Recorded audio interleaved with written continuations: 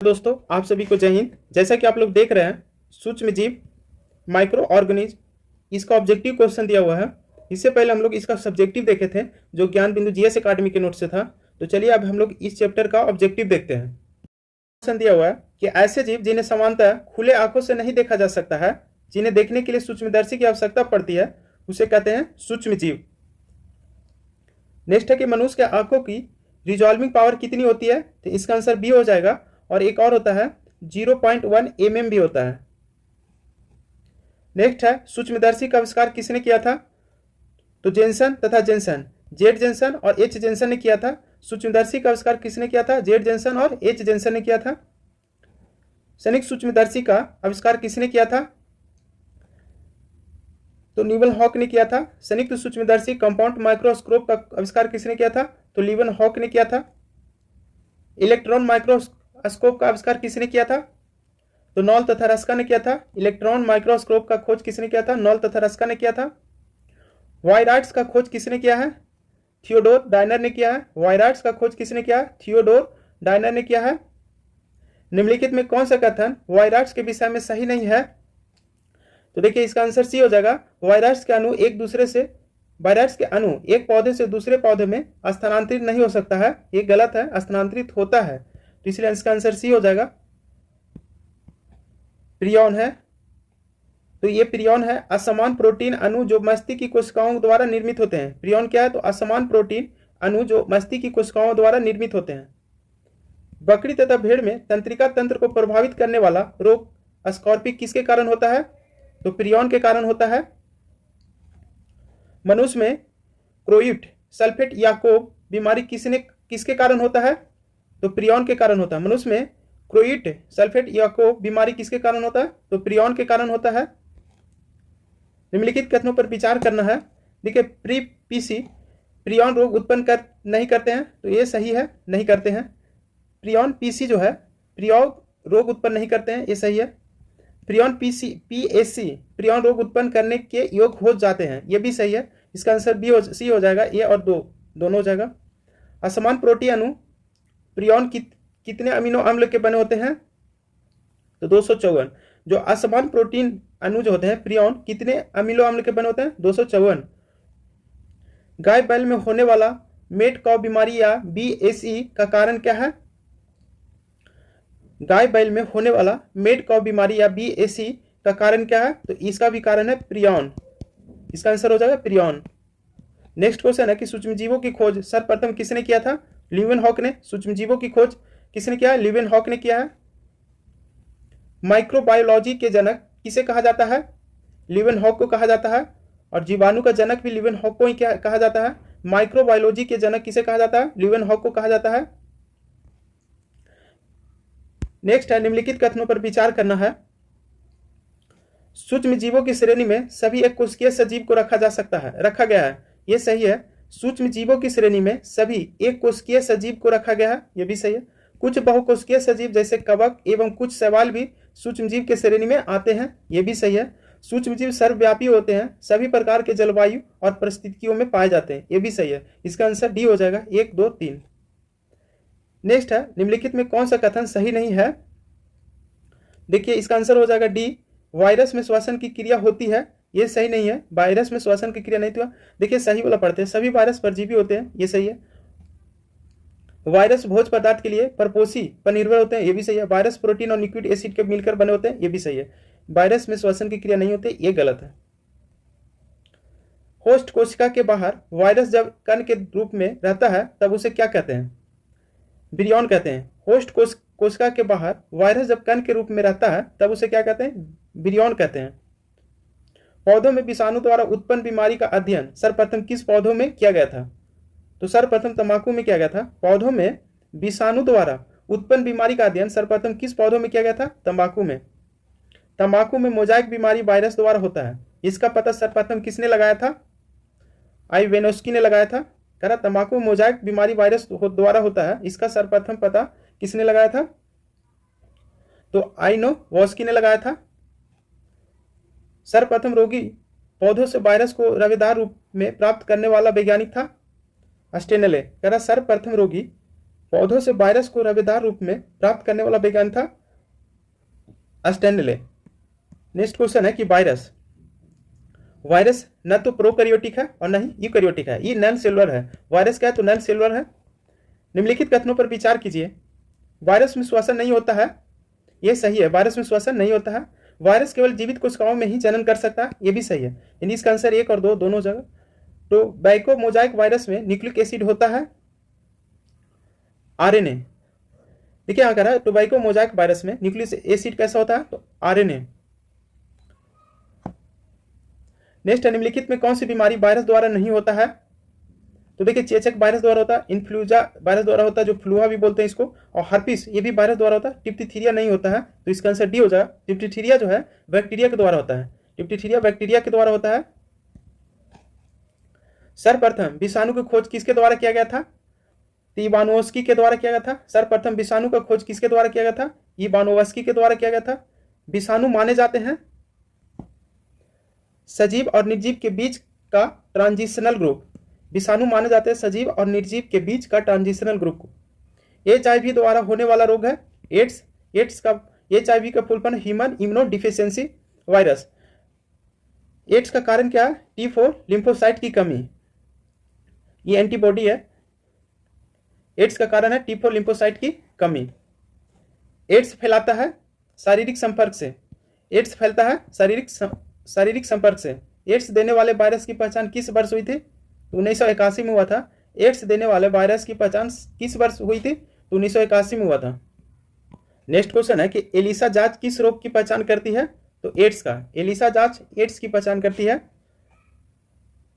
Heart, cart और तथा art का संबंध किससे है? किस रोग से है? किस रोग से है? कह रहा हार्ट, कार्ट और आर्ट किस रोग से संबंध है? तो एड्स से है। हार्ट, कार्ट और आर्ट एड्स से संबंधित है। राष्ट्रीय एड्स नियंत्रक संगठन की स्थापना कब हुई थी? 1992 में। कह रहा राष्ट्रीय एड्स नियंत्रण संगठन की स्थापना कब हुई थी? 1992 में। भारत सरकार द्वारा राष्ट्रीय एड्स नियंत्रण कार्यक्रम की शुरुआत किस वर्ष की गई है? तो 1992 में। भारत सरकार द्वारा राष्ट्रीय एड्स नियंत्रण कार्यक्रम की शुरुआत किस वर्ष की गई है? 1992 में। निम्नलिखित में कौन वायरस से फैलने वाली बीमारी है जिसकी वाहक मादा एंडीज इजिप्ट मच्छर है? तो देखिए डेंगू, पीत ज्वर और चिकनगुनिया, ये इनमें से सभी है। कह रहा है निम्नलिखित में कौन सा वायरस से फैलने वाला बीमारी है जिसकी वाहक मादा एंडीज इजिप्ट मच्छर है? तो डेंगू, पीत ज्वर और चिकनगुनिया, ये इनमें से सभी हो जाएगा। जापानी इंसेफेलाइटिस एक प्रकार क्या है? तो एक विषाणु जनित रोग है। जापानी इंसेफेलाइटिस एक प्रकार का विषाणु जनित रोग है। जापानी इंसेफेलाइटिस रोग के संबंध में निम्न में से कौन सा कथन सही है?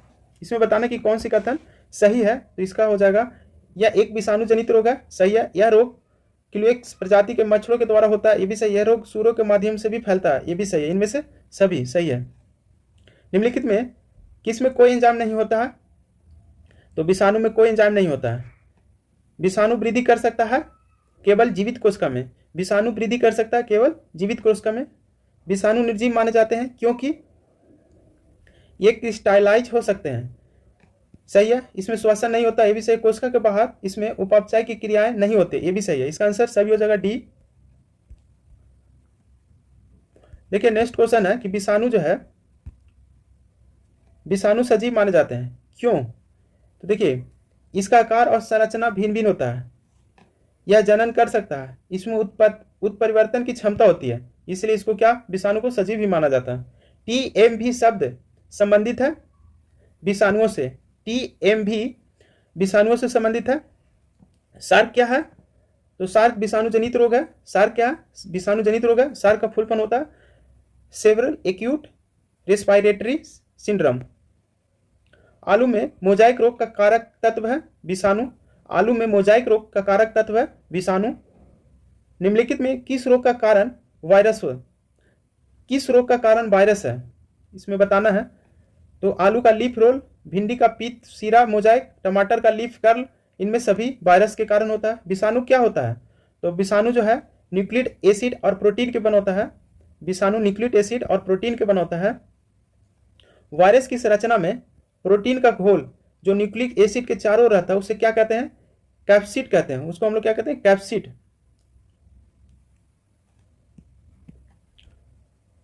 जंतुओं में होने वाले फूट एंड माउथ रोग किसके कारण होता है? विषाणु के कारण होता है। मुर्गियों में होने वाला एक भयंकर संक्रामक रोग रानीखेत का कारण कौन सा सूक्ष्मजीव है? विषाणु। मुर्गियों को होने वाले हैजा का कारण है विषाणु। नेक्स्ट क्वेश्चन है, निम्नलिखित में कौन विषाणु जनित बीमारी है? खसरा विषाणु से होता है, छोटी मादा विषाणु से होता है, चेचक भी विषाणु से होता है। तो इसका आंसर डी हो जाएगा, इनमें से सभी। कुत्ते के काटने से जिस विषाणु के द्वारा घात रोग उत्पन्न होता है उसे क्या कहते हैं? हाइड्रोफोबिया कहते हैं।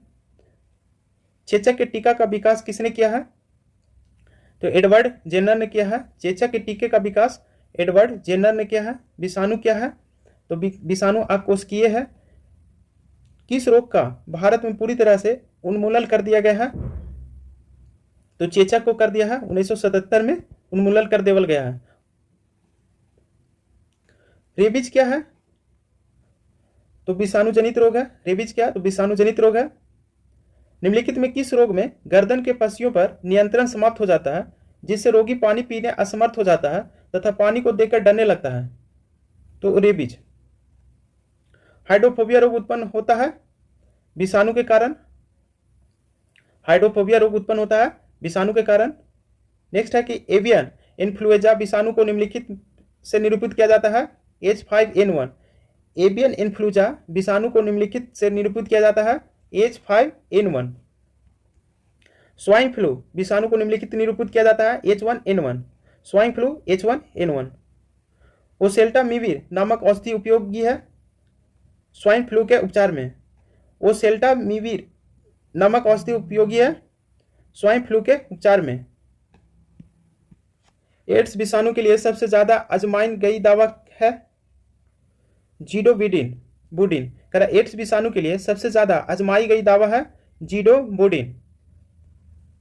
किस सूक्ष्मजीव के द्वारा हेपेटाइटिस बी की बीमारी होती है? विषाणु।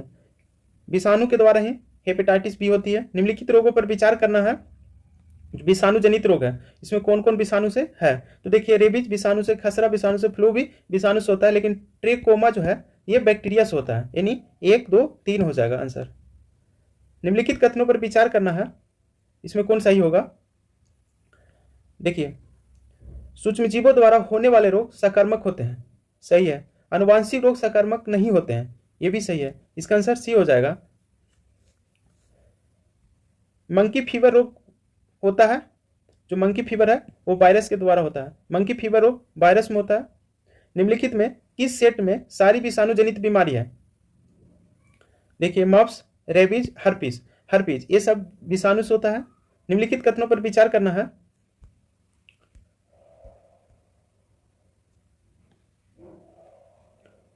देखिए, लैंगिक संभोग है एड्स के बारे में।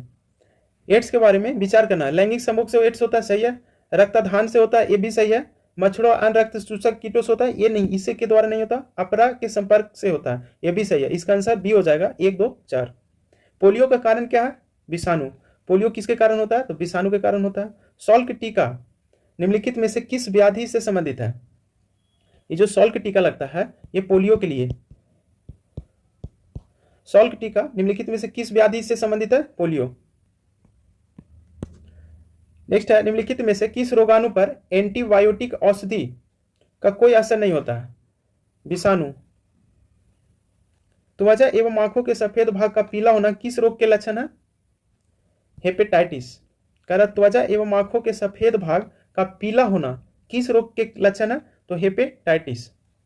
निम्नलिखित में कौन वैसे श्रेणी का रोग है जिनके उपचार के लिए दिए गए औषधि से केवल रोग के लक्षण ही ठीक हो पाते हैं, मूल रोग नहीं? इन्फ्लुएंजा। निम्नलिखित में कौन वैसे श्रेणी का रोग है जिनके उपचार के लिए दिए गए औषधि से केवल रोग के लक्षण ही ठीक हो पाते हैं लेकिन मूल रोग नहीं? तो इसका आंसर हो जाएगा इन्फ्लुएंजा। एडवर्ड जेनर ने निम्नलिखित में किसकी खोज की थी? टीका का। एडवर्ड जेनर ने निम्नलिखित में से किसकी खोज की थी? टीका का खोज किया था। टीका क्या है? तो टीका एक एंटीजन है। टीका क्या है? तो एंटीजन है। नेक्स्ट है कि संक्रमित रक्त शुक्राणु तथा मां के दूध से किस रोग के संक्रमण की संभावना होती है? तो इसका आंसर हो जाएगा एड्स। इसमें कोई नहीं है, इसका आंसर हो जाएगा एड्स। देखिए कह रहा संक्रमित रक्त शुक्राणु तथा मां के दूध से किस रोग के संक्रमण की संभावना होती है? एड्स। फिजियोथेरेपी कह रहा फिजियोथेरेपी द्वारा इनमें से किस रोग की तीव्रता को कुछ कम किया जा सकता है? पोलियो। निम्नलिखित में कौन सा एक कथन सही नहीं है? इसमें बताना कि कौन सा सही नहीं है, बाकी सारे सही हैं। तो देखिए इसका आंसर बी हो जाएगा, जो सही नहीं है।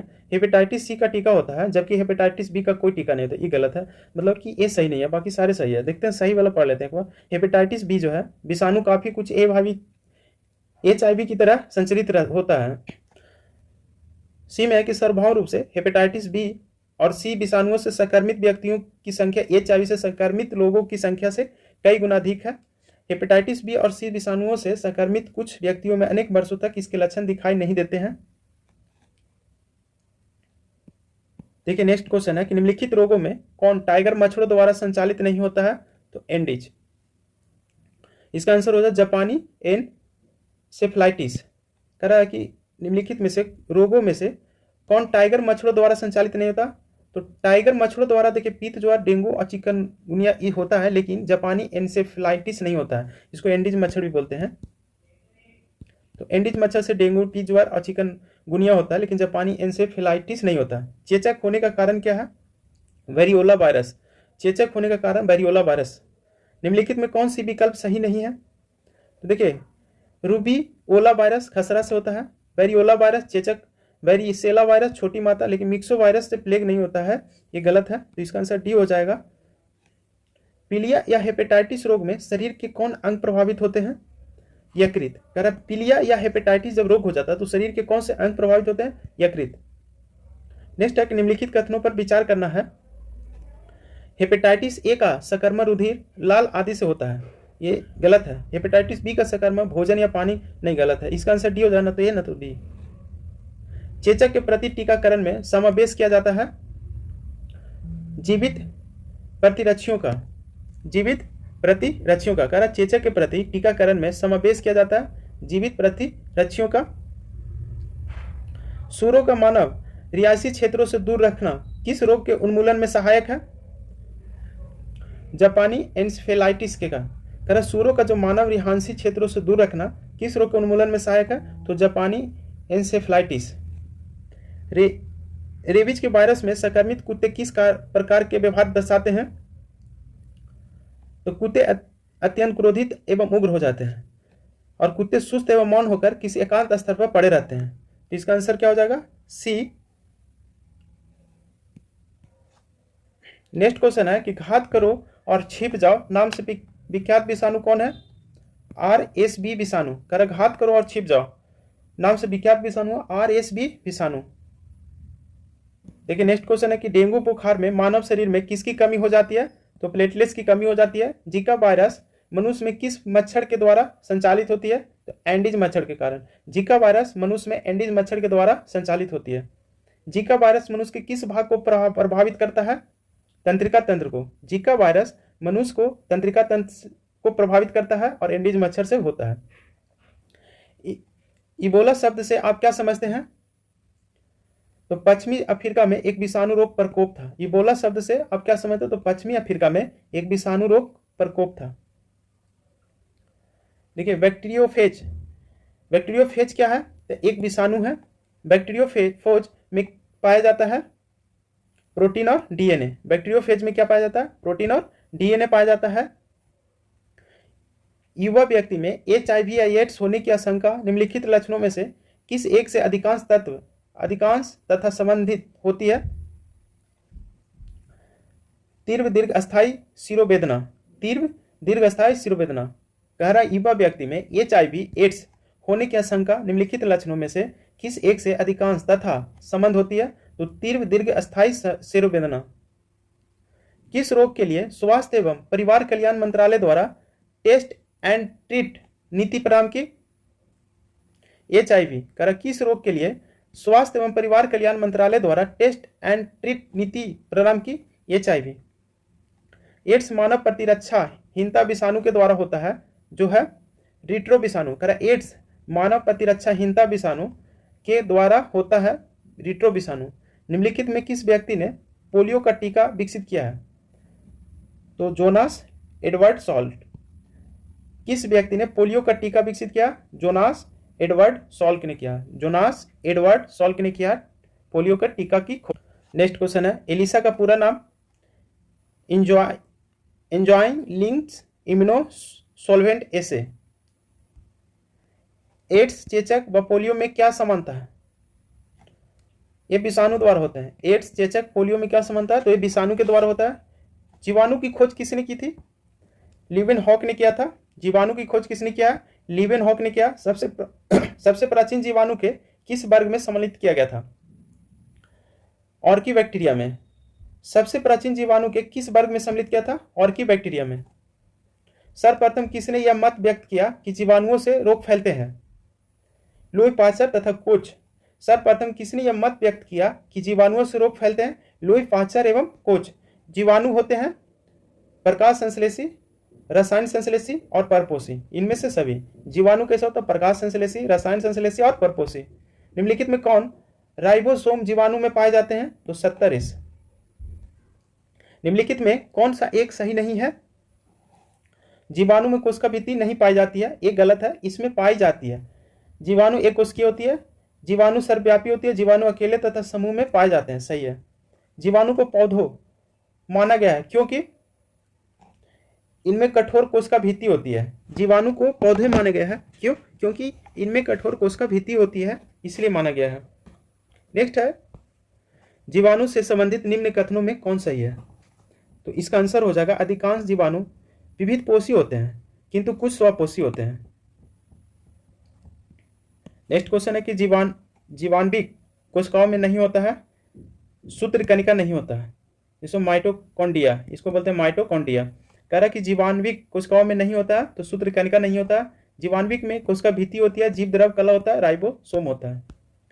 निम्नलिखित कथनों पर विचार कीजिए। जीवाणु की आकृति विषाणुओं की तुलना में बड़ा होता है, ये सही है। जीवाणु फिल्टर से पास नहीं होते हैं जबकि विषाणु फिल्टर से पास हो जाते हैं, ये भी सही है। जीवाणु में किस प्रकार का डीएनए पाया जाता है? तो इसमें कुंडलित डीएनए पाया जाता है। जीवाणु में किस प्रकार के डीएनए पाया जाता है? कुंडलित डीएनए पाया जाता है।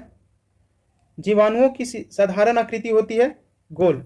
जीवाणुओं की साधारण आकृति होती है कैसी? गोल। जीवाणु जो कौमा के आकार के होते हैं उसको क्या कहते हैं? जो कौमा के आकार के होते हैं उसको हम लोग वाइब्रो कहते हैं। जीवाणु जो कौमा के आकार के होते हैं उसको क्या कहते हैं? वाइब्रो कहते हैं। गोल आकृति वाले जीवाणु को क्या कहते हैं?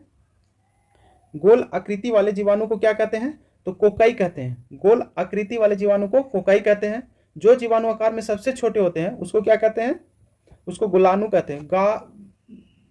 गोलाणु या गालोनु कहते हैं, जो जीवाणु सबसे छोटे होते हैं। एक सर्पिल जीवाणु को क्या नाम दिया गया है?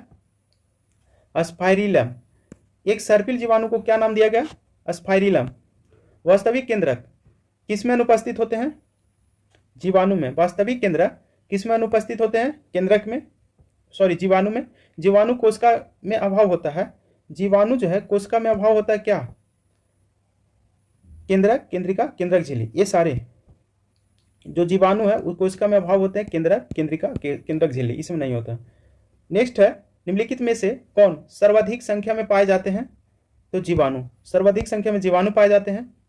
बैक्टीरिया में पाए जाने वाला प्रकाश संश्लेषण या संश्लेषी आशय कहलाता है। इसका आंसर हो जाएगा वर्ली लवक। प्रकाश संश्लेषी बैक्टीरिया में पाए जाते हैं क्रोमेटोफोर। प्रकाश संश्लेषी बैक्टीरिया में पाए जाते हैं क्रोमेटोफोर। जीवाणुओं में श्वसन का स्थान है कोशिका झिल्ली। जीवाणुओं में श्वसन का स्थान है कोशिका झिल्ली। साइनोबैक्टीरिया को क्या कहा जाता है? नीलहरित शैवाल। साइनोबैक्टीरिया को क्या कहा जाता है? नीलहरित शैवाल। साइनोबैक्टीरिया होते हैं प्रकाशीय स्वपोषी। साइनोबैक्टीरिया कैसे होते हैं? प्रकाशीय स्वपोषी। जीवाणुओं के अभिरंजन के लिए उपयोग होता है क्रिस्टल वायलेट। जीवाणुओं के अभिरंजन के लिए उपयोग होता है क्रिस्टल वायलेट। निम्नलिखित में कौन सबसे छोटा जीव है? माइकोप्लाज्मा। जो जीवाणु सीधे ही वायुमंडल या नाइट्रोजन को नाइट्रोजन के यौगिक में बदलते हैं क्या कहलाते हैं? नाइट्रोजन स्त्रीकारी जीवाणु, कह रहा कि जो जीवाणु सीधे वायुमंडलीय नाइट्रोजन को नाइट्रोजन के यौगिक में बदलते हैं उसको क्या कहते हैं, नाइट्रोजन स्त्रीकारी जीवाणु। नोडील पाए जाते हैं जिनमें नाइट्रोजन स्त्रीकरण बैक्टीरिया मौजूद होते हैं चना में, कह रहा नोडील पाए जाते हैं जिनमें नाइट्रोजन स्त्रीकरण बैक्टीरिया मौजूद होते हैं चना में। मूल ग्रंथिकाओं पाई जाती है कुछ लेग्यूमिनस पादपों तथा कुछ अन्य पादों में भी, कह रहा मूल ग्रंथिकाओं पाई जाती है कुछ लेग्यूमिनस पादपों तथा कुछ अन्य पादों में भी। नाइट्रोजन स्त्रीकरण में निम्नलिखित में से कौन सी फसल सहायक है, फली, कह रहा नाइट्रोजन स्त्रीकरण में निम्नलिखित में से कौन सी फसल सहायक है, तो फली। निम्नलिखित में कौन सी सहजीवी नाइट्रोजन यौगिकरण जीवाणु है, तो इसका आंसर हो जाएगा राइजोबियम। नाइट्रोजन स्त्रीकरण में लेग हीमोग्लोबिन का क्या कार्य है, ऑक्सीजन का अवशोषण। नाइट्रोजन स्त्रीकरण में लेग हीमोग्लोबिन का क्या कार्य है, ऑक्सीजन का अवशोषण। अधिक नमक वाले अचार में जीवाणु जीवित नहीं रह पाते हैं, क्यों नहीं रह पाते हैं, तो क्योंकि जीवाणु जो है जीव द्रव कुंचित हो जाते हैं और इस तरह मर जाता है। कह अधिक नमक वाले अचार में जीवाणु जीवित नहीं रह पाते हैं, क्योंकि जीव द्रव कुंचित हो जाते हैं और इस तरह मर जाते हैं जीवाणु।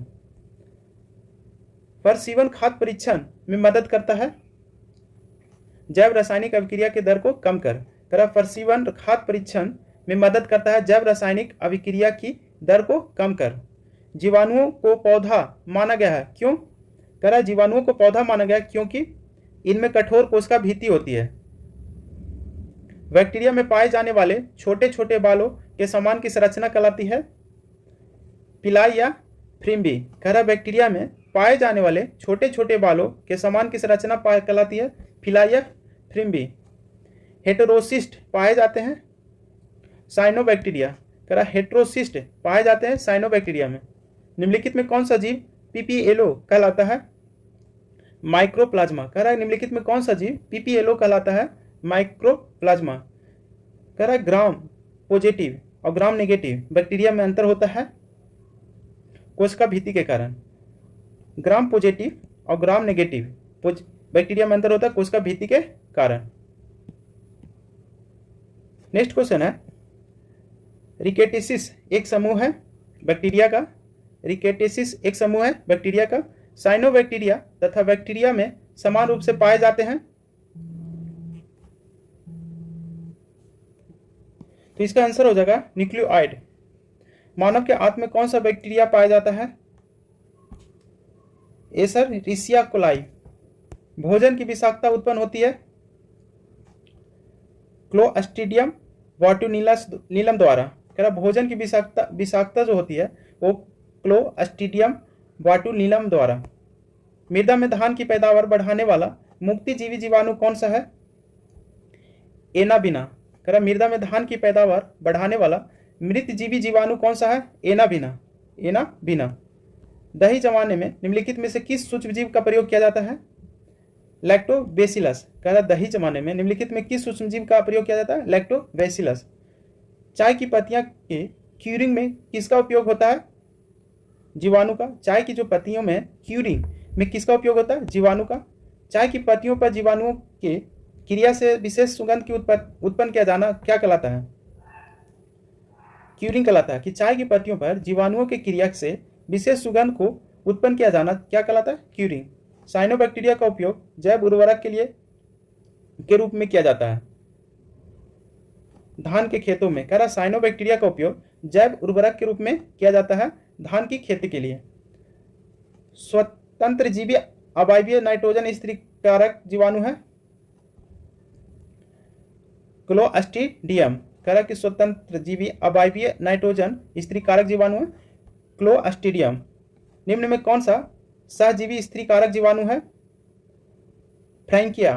कह रहा निम्न में कौन सहजीवी स्त्रीकारक जीवाणु है, फ्रैंकिया।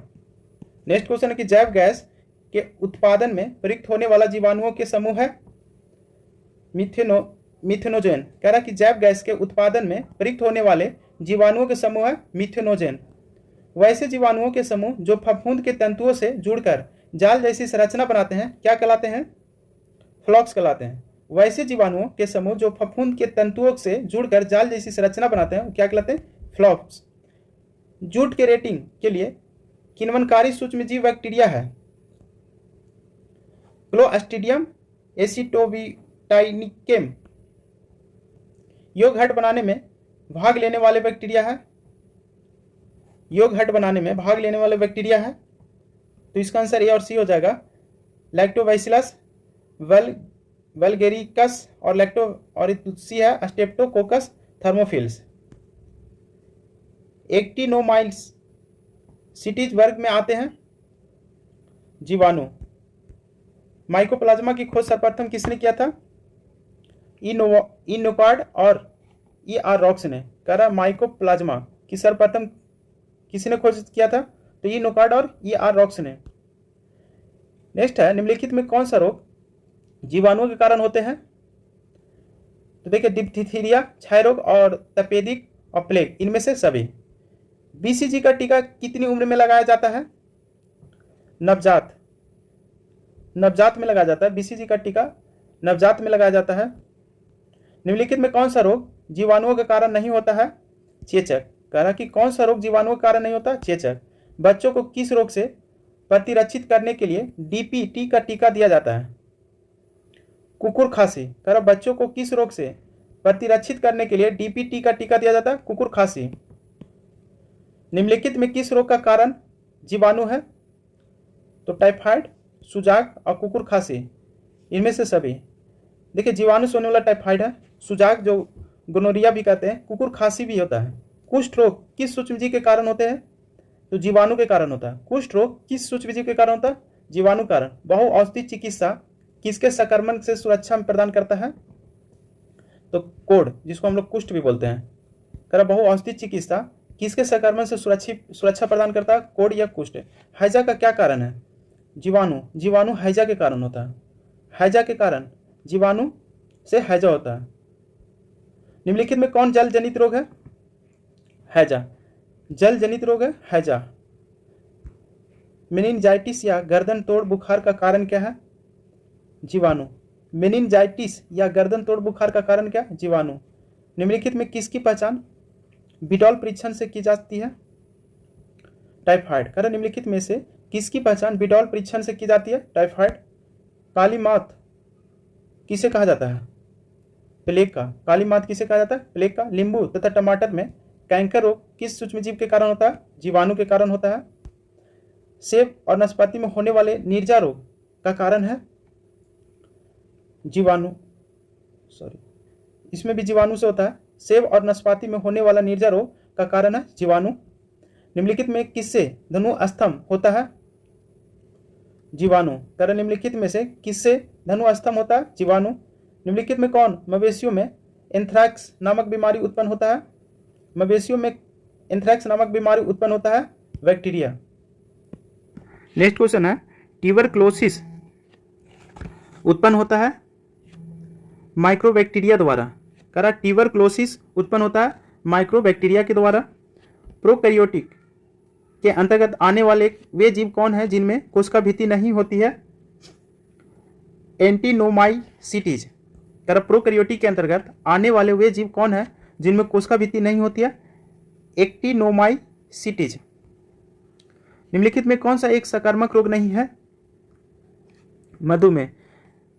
संक्रामक रोग नहीं है मधुमेह। बाकी यक्ष्मा, जो टीबी, हैजा, चेचक, ये सब संक्रामक रोग है। निम्नलिखित में कौन संक्रामक रोग है? तो इसका आंसर हो जाएगा डिप्थीरिया है, रेबीज भी है, कालाजार भी है, इनमें से सभी। टैब TAB के टीके द्वारा निम्नलिखित में से किस रोग का नियंत्रण किया जा सकता है? टाइफाइड का। TAB के टीके के द्वारा किस रोग का नियंत्रण किया जा सकता है? टाइफाइड का। क्षय रोग यानी TB का संक्रमण मुक्त होता है हवा द्वारा। क्षय रोग का संक्रमण मुक्त होता है हवा के द्वारा। टीकाकरण एक व्यक्ति को रोग से बचाता है क्योंकि वह प्रतिरक्षी पदार्थ उत्पन्न करता है। करें टीकाकरण एक व्यक्ति को रोग से बचाता है क्योंकि प्रतिरक्षी पदार्थ उत्पन्न करता है। नेक्स्ट है कि ट्रिपल एंटीजन टीका किस रोग में उपयोगी नहीं होता है? तो टाइफाइड में। करा ट्रिपल एंटीजन टीका किस रोग में उत्पन्न नहीं होता है? तो टाइफाइड में। सिंड्रोम का अर्थ होता है लक्षणों का समूह। सिंड्रोम का अर्थ होता है लक्षणों का समूह। निम्नलिखित में कौन सा टीका 1.5 माह, 2.5 माह और 3 माह में दिया जाता है? डीपीटी, HIV और पोलियो।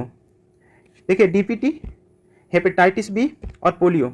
डीपीटी 1.5 महीना पे दिया जाता है, हेपेटाइटिस बी 2.5 महीना पे और पोलियो का 3.5 महीना पे दिया जाता है। निमोनिया किस सूक्ष्मजीव के कारण होता है जो मुख्यतः फेफड़ों को प्रभावित करता है? तो इसका आंसर हो जाएगा ए और बी, स्ट्रेप्टोकोकस न्यूमोनिया जीवाणु और दूसरा हीमोफिलस इन्फ्लुएंजा जीवाणु के कारण। एरिथ्रोमाइसिन एंटीबायोटिक औषधि किस रोग में उपयोगी है? काली खांसी में। एरिथ्रोमाइसिन एंटीबायोटिक औषधि किस रोग में उपयोगी है? काली खांसी में। एरिथ्रोमाइसिन एंटीबायोटिक औषधि किस रोग में उपयोगी है? तो काली खांसी में। निम्नलिखित में कौन सी बीमारी कोरोना वायरस से संबंधित है? देखिए MERS, SARS और कोविड-19 उपयुक्त में से सभी। नेक्स्ट है निम्नलिखित में कौन से जीवाणु के कारण होने वाला रोग है? तो इसमें से देखिए आलू में बिल्ट, गेहूं में बिलगन और चावल की आगमारी, इनमें से सभी। निम्नलिखित में से कौन से जल सकारात्मक है? इसमें से कौन जल सकारात्मक है? तो देखिए टाइफाइड जल सकारात्मक है और हेपेटाइटिस ए जल सकारात्मक। इसका आंसर ए और 4 हो जाएगा। टाइफाइड जल के द्वारा होता है और हेपेटाइटिस ए जल के द्वारा होता है। टीका क्या है? तो टीका कृत्रिम सक्रिय उपार्जित प्रतिरक्षा है। टीका क्या है? कृत्रिम सक्रिय उपार्जित प्रतिरक्षा है। डिप्थीरिया का मुख्य लक्षण क्या है? तो गला घुटना। डिप्थीरिया का मुख्य लक्षण क्या है? गला घुटना। प्रतिजैविक अधिकांशता प्राप्त होते हैं। प्रतिजैविक अधिकांशता प्राप्त होते हैं जीवाणुओं से। पनीर में विशेष सुगंधी आती है जीवाणुओं से। पनीर में विशेष सुगंधी आती है जीवाणुओं से। वाहित मल जल के द्वितीय उपचार में मुख्यतः किसकी आवश्यकता होती है? जीवाणु के वाहित मल जल के द्वितीय उपचार में मुख्यतः किसकी आवश्यकता होती है? जीवाणु की। निम्नलिखित में कौन सा नाइट्रोजन स्त्रीकारक जीवाणु नहीं है? बैसिलस थुरिनजिएलिसिस नाइट्रोजन स्त्रीकारक जीवाणु नहीं है, तो ये है सी है बैसिलस थुरिनजिएलिसिस। लेकिन देखिए ये सब नहीं, ये सब है अजोला, ओजोटोबैक्टर, ये सब है। नेक्स्ट क्वेश्चन है योग हट बनाने में भाग लेने वाला बैक्टीरिया है? बी और सी। देखिए लैक्टोबैसिलस बल्गेरिकस, स्ट्रेप्टोकोकस, थर्मोफिल्स, ये है। निफ जीन किस में पाया जाता है? राइजोबियम में। निफ जीन किस में पाया जाता है? राइजोबियम में। निफ जीन किस में पाया जाता है? राइजोबियम में। हरा प्रोटोजोआ के नाम से जाना जाता है यूग्लिना। हरा प्रोटोजोआ के नाम से जाना जाता है यूग्लिना। हरा प्रोटोजोआ के नाम से जाना जाता है यूग्लिना। हिटेकर के 5 जगत वर्गीकरण में यूग्लिना को किस जगत में रखा गया है? पोटिस्टा में। हिटेकर के 5 जगत वर्गीकरण में यूग्लिना को किस जगत में रखा? पोटिस्टा में। पौधा तथा जंतु के बीच योजक कड़ी है यूग्लिना। पौधा तथा जंतु के बीच योजक कड़ी है यूग्लिना। यूग्लिना का प्रचलन अंग है यूग्लिना का प्रचलन अंग है फ्लैजिला। यूग्लिना का प्रचलन अंग है फ्लैजिला। यूग्लिना में फ्लैजिला की संख्या कितनी होती है? यूग्लिना में फ्लैजिला की संख्या कितनी होती है? 2। ऐसे सूक्ष्मजीव को क्या कहते हैं जिनमें जंतुओं तथा कवक दोनों वर्गों के लक्षण मौजूद हैं? उसको कहते हैं स्लाइम मोल्ड। ऐसे सूक्ष्मजीव को क्या कहते हैं जिनमें जंतुओं तथा कवक दोनों वर्गों के लक्षण मौजूद रहते हैं? उसको कहते हैं slime mould. Slime mould. Slime mould को किस जगत में रखा जाता है? पोटिस्टा जगत में। स्लाइम मोल्ड को किस जगत में रखा जाता है? पोटिस्टा जगत में। स्लाइम मोल्ड को किस जगत में रखा जाता है? पोटिस्टा जगत में रखा जाता है। चप्पल की आकृति की जंतु, मतलब चप्पल की आकृति के जंतु होता है पैरामीशियम। पैरामीशियम किस वर्ग के प्रोटोजोआ है? तो ये है सिलिएटा। पैरामीशियम किस वर्ग के प्रोटोजोआ है? तो सिलिएटा। पैरामीशियम का प्रचलन अंग है सिलिया। पैरामीशियम का प्रचलन अंग है सिलिया। मलेरिया बुखार पैदा करने वाला प्रोटोजोआ है प्लाज्मोडियम। मलेरिया जो है बुखार पैदा करने वाला प्रोटोजोआ है प्लाज्मोडियम। प्लाज्मोडियम का जीवन चक्र पूरा होता है 2 पोषक में। प्लाज्मोडियम का जीवन चक्र पूरा होता है 2 पोषक में। मच्छर में मलेरिया परजीवी का जीवन चक्र किसने खोजा? रोनाल्ड रोस ने। करा मलेरिया परजीवी का जीवन चक्र किसने खोजा? रोनाल्ड रोस ने। माइलिंग नाइट मलेरिया बुखार उत्पन्न होता है प्लाज्मोडियम फैल्सीफेरम द्वारा। करा माइलिनाइट मलेरिया बुखार उत्पन्न होता है प्लाज्मोडियम फैल्सीफेरम द्वारा। बार बार कपकपी के साथ तेज बुखार होना किस रोग का लक्षण है? मलेरिया। प्लाज्मोडियम की संक्रमित अवस्था क्या कहलाता है? मीरो ज्वाइंट और अस्पायरो ज्वाइंट दोनों। करा प्लाज्मोडियम की संक्रमित अवस्था क्या कहलाता है? मीरो ज्वाइंट और अस्पोरो ज्वाइंट। मलेरिया मादा एनाफिल्स से फैलता है, इसकी खोज सबसे पहले किसने किया? रोनाल्ड रॉस ने किया था। मलेरिया मादा एनाफिल्स से फैलता है, इसकी खोज सबसे पहले किसने किया था? रोनाल्ड रॉस ने किया था। मलेरिया किसके द्वारा एक व्यक्ति से दूसरे व्यक्ति तक अंतरित किया जाता है? किसके द्वारा किया जाता है? तो एनोफिल्स मच्छर के द्वारा किया जाता है। मलेरिया किसके द्वारा एक व्यक्ति से दूसरे व्यक्ति तक अंतरित किया जाता है, मतलब किया जाता है? तो एनोफिल्स के द्वारा। घातक मलेरिया फैलाने वाले मलेरिया परजीवी कौन है? प्लाज्मोडियम मलेरियाई। कह रहा है कि घातक मलेरिया फैलाने वाले मलेरिया परजीवी कौन है? प्लाज्मोडियम मलेरियाई। मलेरिया में प्रभावित होने वाला अंग है प्लीहा। मलेरिया में प्रभावित होने वाला अंग है प्लीहा। नेक्स्ट क्वेश्चन है, मलेरिया तथा डेंगू में निम्नलिखित में से क्या समानता नहीं है? मच्छर प्रजाति। कह रहा है मलेरिया और डेंगू में निम्नलिखित में क्या समानता नहीं है? मच्छर प्रजाति। रोगों को फैलाने वाले कीटों मच्छरों को क्या कहा जाता है? वेक्टर। रोगों को फैलाने वाले कीटों या मच्छरों को क्या कहा जाता है? वेक्टर कहा जाता है। नेक्स्ट है, निम्नलिखित में से कौन सा तीव्र जठरांत्र संबंधी संक्रमण पैदा करने वाला एक जल जनित रोग है? हैजा। करा तीव्र जठरांत्र संबंधी संक्रमण पैदा करने वाला एक जल जनित रोग है हैजा। मानव में बैक्टीरिया के संक्रमण का सबसे आम इलाज क्या है?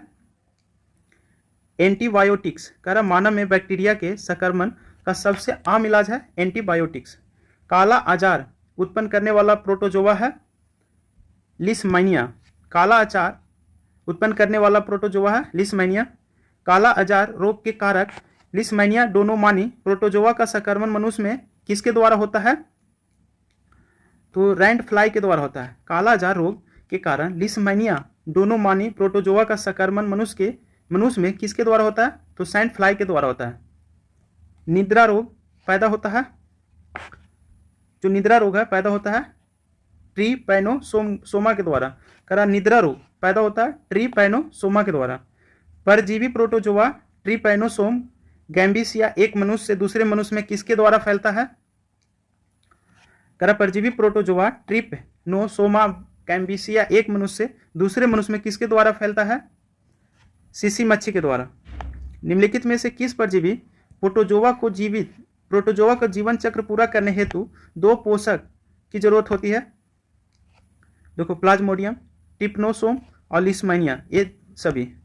मनुष्य के शरीर में एंट अमीबा हिस्टोलिटिका कहाँ पाया जाता है? आंत में। मनुष्य के शरीर में एंट अमीबा हिस्टोलिटिका कहाँ पाया जाता है? आंत में। पेचिस या अमीबायासिस के लिए उत्तरदायी प्रोटोजोआ निम्न में कौन सा है? एंट अमीबा। कह रहा पेचिस या अमीबायासिस के लिए उत्तरदायी प्रोटोजोआ निम्न में कौन है? एंट अमीबा। एंट अमीबा हिस्टोलिटिका के संक्रमित अवस्था को क्या कहते हैं? ट्रोफोजोआइंट।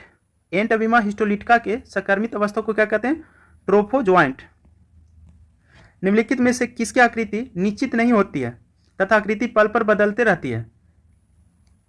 अमीबा का। अमीबा का प्रचलन अंग है, अमीबा का प्रचलन अंग है कुटपाद।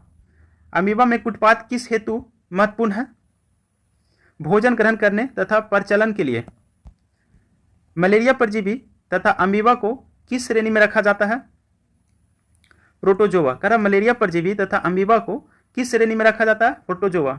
मनुष्य के आंत में रहने वाला एक कोशिकीय अरोग जनक परजीवी प्रोटोजोआ है ई कोलाई। देखिए मनुष्य के आंत में रहने वाला एक कोशिकीय अरोग जनक परजीवी प्रोटोजोआ है ई कोलाई। निम्नलिखित में कौन सा प्रोटोजोआ प्रकाश उत्पन्न करता है? तो इसका आंसर हो जाएगा नोक्टिल्यूका। करा प्रोटोजो कौन सा प्रोटोजोआ है जो प्रकाश उत्पन्न करता है? नोक्टिल्यूका। नोक्टिल्यूका। निम्नलिखित में कौन प्रकाश संश्लेषी प्रोटिस्टा है? देखिए डाइनोफ्लेक्जिलेट्स, डाइटम और यूग्लिनाइट, ये सभी है, इनमें से सभी। प्रोटिस्टा जीवों के कोशिका में पाए जाने वाले संकुचनशील रिक्तिका का क्या कार्य है? उत्सर्जन और जल संतुलन। इसका आंसर डी हो जाएगा, बी और सी। देखिए नेक्स्ट क्वेश्चन है कि प्रकाश संश्लेषी प्रोटिस्ट डाइटम का दूसरा नाम क्या है? Golden brown algae. प्रकाश संश्लेषी प्रोटिस्ट डाइटम का दूसरा नाम क्या है? Golden brown algae. सूची 1 सूची 2 को साथ सम्मिलित करना है। देखिए एनाफिलीज मलेरिया के कारण होता है, एनाफिलीज से मलेरिया होता है। क्यूलेक्स से क्या होता है? फाइलेरिया। रेत मक्खी से क्या होता है? काला अचार होता है। सीसी मक्खी से नींद की बीमारी होती है। इसका आंसर हो जाएगा डी। नेक्स्ट है बेसन टेस्ट परीक्षण किस रोग के पहचान हेतु किया जाता है? बेसन टेस्ट, ये जो बेसन टेस्ट है प्लेग के लिए, बेसन टेस्ट परीक्षण प्लेग के लिए किया जाता है। टाइफाइड में कौन से अंग प्रभावित होते हैं? आंत। टाइफाइड में आंत प्रभावित होता है। सूक्ष्म एक कोशिकीय जीव जो पानी में पाए जाते हैं उन्हें क्या कहते हैं? तो उन्हें हम लोग क्या कहते हैं? प्लैंकटन कहते हैं। सूक्ष्म एक कोशिकीय जीव जो पानी में पाए जाते हैं उन्हें क्या कहते हैं? प्लैंकटन कहते हैं। कवक के अध्ययन को क्या कहते हैं? कवक के अध्ययन को माइकोलॉजी कहते हैं। वनस्पति जगत के गैर हरित विषम पोषित पौधे कौन से होते हैं? कवक। करा वनस्पति जगत के गैर हरित विषम पोषित पौधे कौन से होते हैं? कवक। कवक में किस तरह का पोषण होता है? विषम पोषी। सभी कवक सदैव होते हैं विभिन्न पोषी। निम्नलिखित में कौन सा एक सही नहीं है? तो कवक स्वपोषी होते हैं, ये नहीं, कवक स्वपोषी नहीं होते हैं, ये गलत है। बाकी कवक सहजीवी होते हैं, कवक परजीवी होते हैं, कवक मृतजीवी होते हैं। नेक्स्ट क्वेश्चन है कि कवक में भोजन का रूप क्या होता है? ग्लाइकोजेन। कवक में भोजन का रूप होता है ग्लाइकोजेन। कवक द्वारा रिजर्व भोज्य पदार्थ किस रूप में संचित रहते हैं? ग्लाइकोजेन में। करेक्ट। कवक द्वारा रिजर्व भोज्य पदार्थ किस रूप में संचित रहते हैं? तो ग्लाइकोजन में। कवकों की कोशिका भित्ति किसकी बनी होती है? काइटिन और हेमीसेलुलोज की। जो कवक की कोशिका भित्ति होती है काइटिन और हेमीसेलुलोज की बनी होती है। कवक की कोशिका भित्ति किस चीज की नहीं बनी होती है? तो देखिए काइटिन की तो बनी होती है, लेकिन किस चीज की नहीं बनी होती है? इसमें आंसर देना है पेप्टिन की नहीं बनती है, सेलुलोज की तो बनी होती है। सेलुलोज की बनी होती है, काइटिन और हेमीसेलुलोज की भी बनी होती है, तो कैलोज की भी बनी होती है, इसलिए पेप्टिन का नहीं होता। निम्नलिखित में कौन एक कोशिकीय कवक है? ईस्ट एक कोशिकीय कवक है। पेनिसिलियम क्या है? पेनिसिलियम क्या है? कवक है। पेनिसिलियम कवक है। डबल रोटी, जिसको पाव रोटी के निर्माण में काम आने वाले कवक है, डबल रोटी के निर्माण में काम आने वाले कवक है सैक्रोमाइसिस सेरोविसिस।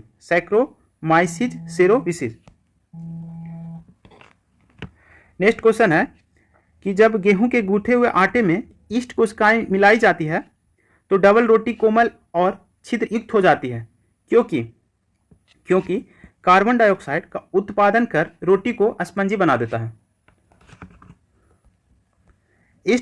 ईस्ट में कायिक जनन किसके द्वारा होता है? मुकुलन द्वारा होता है। ईस्ट में कायिक जनन किसके द्वारा होता है? मुकुलन द्वारा होता है। पेनिसिलिन की खोज किसने की थी? अलेक्जेंडर फ्लेमिंग ने किया था। पेनिसिलिन की खोज किसने की थी? अलेक्जेंडर फ्लेमिंग ने किया था। औद्योगिक स्तर पर पेनिसिलिन किस कवक से प्राप्त किया जाता है? देखिए इसका आंसर हो जाएगा पेनिसिलियम क्राइसोजेनम। नेक्स्ट है अलेक्जेंडर फ्लेमिंग ने प्रथम प्रतिजैविक पेनिसिलिन किससे प्राप्त किया था या किया जाता है? अलेक्जेंडर फ्लेमिंग ने प्रथम प्रतिजैविक पेनिसिलिन किससे प्राप्त किया जाता था? तो इसका आंसर हो जाएगा सी पेनिसिलियम नोटेटम से। पेनिसिलियम नोटेटम से। प्रथम खोजा गया एंटीबायोटिक कौन सा था? पेनिसिलिन। करा प्रथम खोजा गया एंटीबायोटिक था पेनिसिलिन। विस्तृत स्पेक्ट्रम प्रतिजैविक किससे उत्पन्न होता है? स्ट्रेप्टोमाइसिस से। करा विस्तृत स्पेक्ट्रम प्रतिजैविक किससे उत्पन्न होता है? स्ट्रेप्टोमाइसिस से। स्ट्रेप्टोमाइसिन प्रतिजैविक को किसने पृथक किया था? वॉक्समैन ने। करा स्ट्रेप्टोमाइसिन प्रतिजैविक को किसने पृथक किया था? वॉक्समैन ने। कवक के बारे में निम्नलिखित में कौन सा कथन सत्य है? कवक की भित्ति पेक्टोसेलुलोज की बनी होती है। कवक की भित्ति पेक्टोसेलुलोज की बनी होती है। निम्नलिखित में किस में क्लोरोफिल नहीं पाया जाता है? किस में क्लोरोफिल नहीं पाया जाता? कवक में नहीं पाया जाता, सवाल में पाया जाता है, ब्रायोफाइट्स में पाया जाता है, टेरिडोफाइट्स में पाया जाता है। वृक्षों की छाल पर उगने वाले कवक को क्या कहा जाता है? कोटिकोलस कहते हैं। वृक्षों की छाल पर उगने वाले कवक को क्या कहा जाता है? कोटिकोलस कहते हैं। गोबर पर उगने वाले कवक को क्या कहते हैं? गोबर पर उगने वाले कवक को क्या कहते हैं? क्रोपोफिलस कहते हैं। गोबर पर उगने वाले कवक को क्रोपोफिलस कहते हैं। अर्गोट किससे प्राप्त होता है? क्लेबीसेप्सी से। अर्गोट किससे प्राप्त होता है? क्लेबीसेप्सी से। एलएसडी किससे प्राप्त होता है? कवक से। एलएसडी कवक से प्राप्त होता है। एफ्लाविस किससे बनता है? कवक से। एफ्लाविस किससे बनता है? कवक से। नेक्स्ट क्वेश्चन है कि निम्नलिखित में कौन खाने योग्य कवक है? तो खाने योग्य कवक है एग्रैरिक्स। मशरूम क्या है? कवक। मशरूम क्या है? कवक। समान खाद्य छत्रक क्या होता है? तो कसकर ठठासर भरे कवक जाल होता है। करा समान खाद्य छत्रक क्या होता है? कि कसकर ठसाठस भरे कवक जाल होते हैं।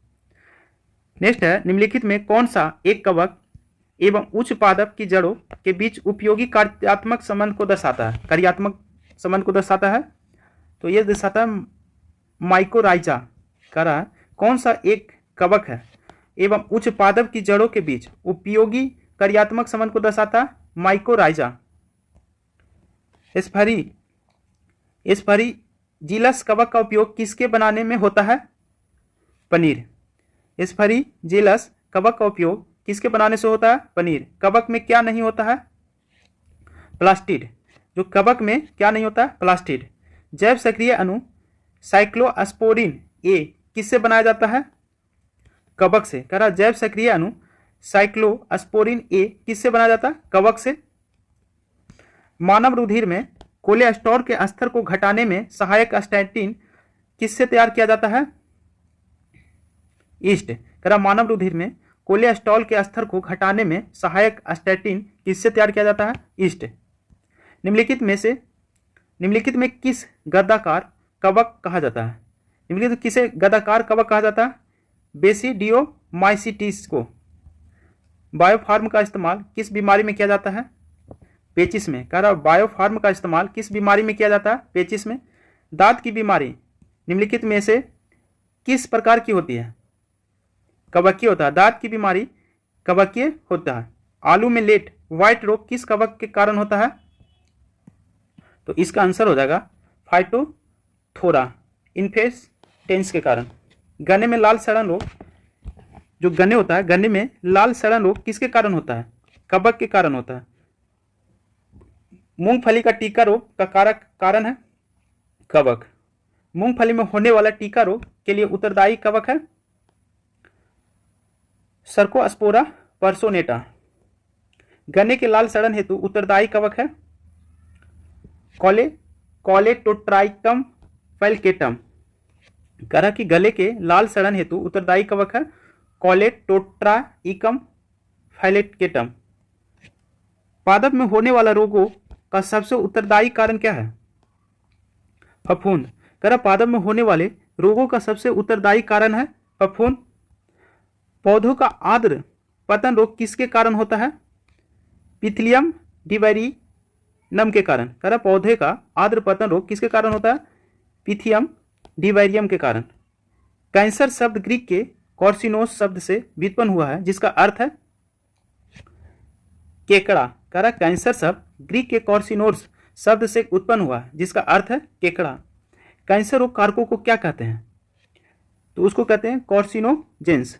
कैंसर रोग के कारकों को क्या कहते हैं? कॉर्सिनोजेंस। कैंसर के ऊतकों की जांच के लिए कौन सी परीक्षण की जाती है? बायोप्सी। कह रहा कैंसर के ऊतकों की जांच के लिए कौन सी परीक्षण की जाती है? बायोप्सी। ब्लड कैंसर को आमतौर पर किस नाम से जाना जाता है? ल्यूकेमिका। कह रहा ब्लड कैंसर का आमतौर पर किस नाम से जाना जाता है? ल्यूकेमिका। मनुष्य में सबसे अधिक होने वाला कैंसर है कार्सिनोमा। मनुष्य में सबसे अधिक होने वाला कैंसर है कार्सिनोमा। कैंसर किस कारण से होता है? जीवाणु द्वारा और ऑन्कोजीन्स के द्वारा होता है। इसका आंसर सी हो जाएगा, ए और बी दोनों। कैंसर के इलाज के लिए निम्नलिखित में से कौन सा एक विधि प्रचलित नहीं है? फिजियोथेरेपी नहीं है। बाकी कैंसर की इलाज देखिए कीमोथेरेपी के द्वारा कर सकते हैं, रेडिएशन थेरेपी के द्वारा और सर्जरी के द्वारा। किस समूह के एंटीबायोटिज से एलर्जिक प्रतिक्रिया होती है? LGE के द्वारा, IgE के द्वारा, IgE के द्वारा। कह रहा किस समूह से, मतलब किस समूह के एंटीबायोटिज से एलर्जिक प्रतिक्रिया होती है? IgE के द्वारा। एलर्जी के दौरान बनने वाले प्रतिरक्षियों हैं IgA। यहां आंसर होगा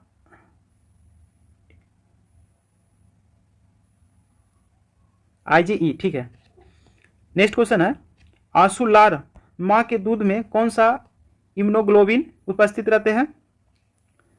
तो इसका आंसर हो जाएगा IgA। आंसू-लार मां के दूध में कौन से इम्यूनोग्लोबिन उपस्थित होते हैं? तो IgA। सबसे बड़े आकार का इम्यूनोग्लोबिन होता है, मतलब कि सबसे बड़े आकार का इम्यूनोग्लोबिन कौन है? IgM। बाहर कोशिका को नष्ट करने का कार्य करता है IgM और IgG। बाहर कोशिका को नष्ट करने का कार्य करता है IgM और IgG। एलर्जेंस जो एलर्जेंस क्या है? तो असकारात्मक होते हैं और IgE के स्रावन को बढ़ाते हैं। टी लिम्फोसाइट उत्पन्न होता है थाइमस में। टी लिम्फोसाइट उत्पन्न होता है थाइमस में। बी लिम्फोसाइट का निर्माण कहाँ होता है? अस्थिमज्जा में। बी लिम्फोसाइट का निर्माण कहाँ होता है? अस्थिमज्जा में। सबसे बड़ा जीवाणु है थियोमार्गेरिटा नेमीबिएसिस। सबसे बड़ा जीवाणु है थियोमार्गेरिटा नेमीबिएसिस। प्रोटोजोआ शब्द किसने दिया था? गोल्डफश ने दिया था। प्रोटोजोआ का शब्द किसने दिया था? गोल्डफश ने दिया था। गोल्डफश।